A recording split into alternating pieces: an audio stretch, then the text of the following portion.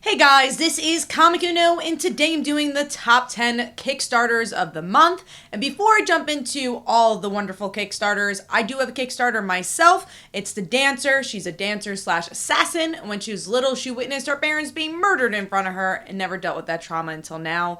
I also have my business partner's Kickstarter up right now as well, which is haunting. It's about a young boy who has ghosts following him. He does not want to deal with it, so he does not. So if you back up both those projects, and if we get to $6,500 on The Dancer, you will get a connected print for physical backers. So hopefully you guys can go check that out.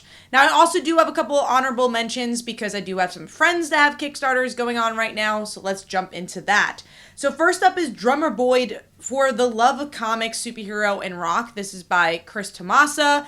And, I love music and comics. If you could combine those two things, I just think it's so magical to see a static medium be able to showcase something that you hear. And, that's something that definitely intrigued me for this series. Moving on is Witchcreek Road, skinned issue 1 through 3. Garth is actually our letterer for our webtoon Slice of Life, and he's been doing the webtoon thing for a really long time. He actually had a webtoon original, which was Witchcreek Road, and we are seeing that being collected. So very excited to read more Witchcreek Road. Actually was one of the first Kickstarters I backed way back in the day, so love seeing this continue and love Garth's work. And also really enjoy the artist's work, Keenan.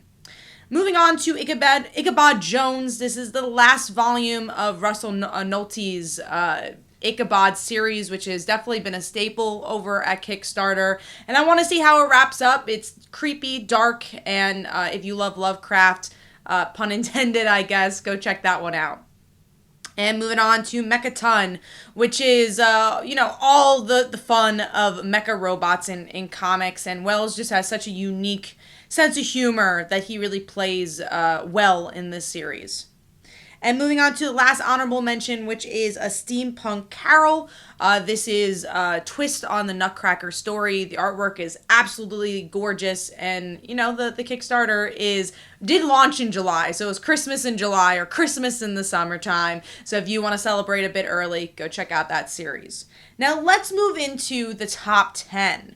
So number 10 for me is by Legendary Comics, and that is Sleep Terrors. And, I just thought it was a unique concept that we get to see a person who was hit by a car and a hit and run accident have these weird dreams. So, dream stories could always be trippy and interesting, which is why this is number 10. Moving on to number 9, which is The Land. If you're interested in godlike stories, this is also a Kickstarter staple, and really interestingly enough, this book is also going to be collected at Scholastic. So really curious to see how a Kickstarter book will do in the young adult slash kids market, and I think that's a really powerful tool to showcase comics to a new audience. So moving on to number 8, which is Amputation Capital. This is a weird concept. It's celebrities selling organs and human pieces for money and power. And I just thought it was trippy enough to put this on my list. Again, the artwork had a fun style to it as well. I like the facial expressions, so this was just a unique concept. Moving on to number 7, which is Lash Lightning Returns in the Bronze Age style comic. There are not enough comics that I feel like truly embraces the classic look of comics. I think a lot of times they'll be like, this feels like the Silver Age comic, and it still looks modern.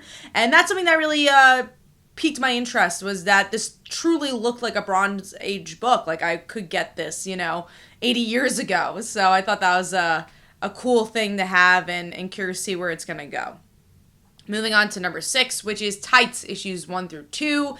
This is a unique twist on the superhero genre. We get to see this guy does not like vigilantes, and he ends up becoming a vigilante. I love a story where you're your own worst enemy, so this definitely meets my aesthetic. And the artwork for the thumb looked really good as well. Moving on to number 5, which is Until Death, and this is a one-shot. I really like stories where it's a one and done, and we don't get enough of those. Sometimes they'll say it's an issue 1 on Kickstarter and just never continue, but you never really get that true one-shot. And I like when Kickstarter especially is able to do that. And this is a twist on the zombie story. So this wife is trying to find a cure for her husband, and things go wrong, and she has to decide if this is even the right thing to do and to risk her own life. Moving on to number 4, which is Assassin G. This is by Immortal Studios. I love what Immortal Studios has been doing. They also just got a deal with Dynamite Comics, which is cool that they're also kind of exploring stuff outside of Kickstarter and by doing that, growing the Kickstarter name. And they're great at doing martial arts comics. They always show a different bend on martial arts comics, and that's exactly what we're seeing with this series as well. Moving on to number 3, which is Beardo. I think it's volume 6, or it's called Beardo 6. And this is a slice of life comic strip comedy about parenting. You know, something that is very slice of life. And I don't feel like we get enough of these type of slice of life stories and enough comic strips in general. So this skyrocketed to the top just because of that.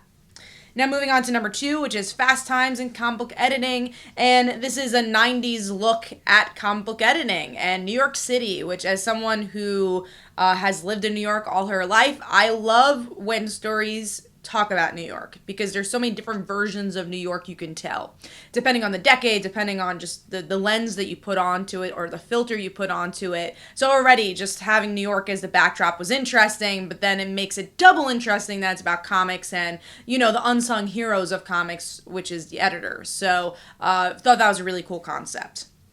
Moving on to number 1, which is A Fistful of Pain. And if you know what my Kickstarter is now, it's The Dancer, which is a martial arts book. So you can tell I like martial arts and martial arts stories. So this one really sung to me. And it has to do with a family dynamic. It has to do with siblings fighting over their pet dragons. So already there's some really cool tension I think you could play with. The artwork was really unique as well. So that is why it is my number 1 pick.